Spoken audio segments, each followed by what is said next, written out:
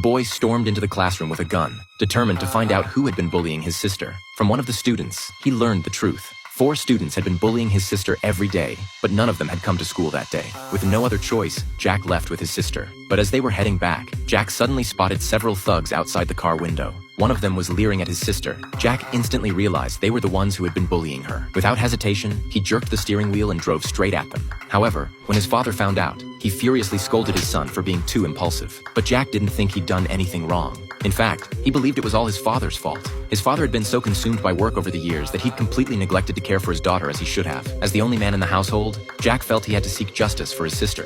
Yet his father treated him like an unrepentant criminal. In a fit of rage, Jack left home. It wasn't until 10 years later, when he received news that his father had been stabbed, that he rushed back with his wife and daughter. But to his surprise, when Jack tried to see his father, he was blocked by his brother-in-law, Mark. Clearly, during his absence, Mark had successfully become his father's right-hand man. Jack could tell at a glance that Mark was no good, but he didn't act impulsively. Instead, he sat quietly to the side, waiting for his father to summon him. It wasn't until his uncle saw him that he finally got to see his father. Looking at his father's wounds, Jack vowed to make those who had attacked him pay dearly. But the very next day, disaster struck again. While his father was out on business, dozens of masked assassins suddenly jumped down from an overpass. They stopped the car and opened fire on his father. Fortunately, the bulletproof glass held against all the bullets. Just as his father thought he'd survived the ordeal, the killers used tools to pry open the glass. In the end, his father died under the assassin's gunfire. Yet at his father's funeral, Jack showed no sign of grief. Just then, a familiar figure suddenly appeared. Everyone was shocked to discover that his father had walked out, safe and sound.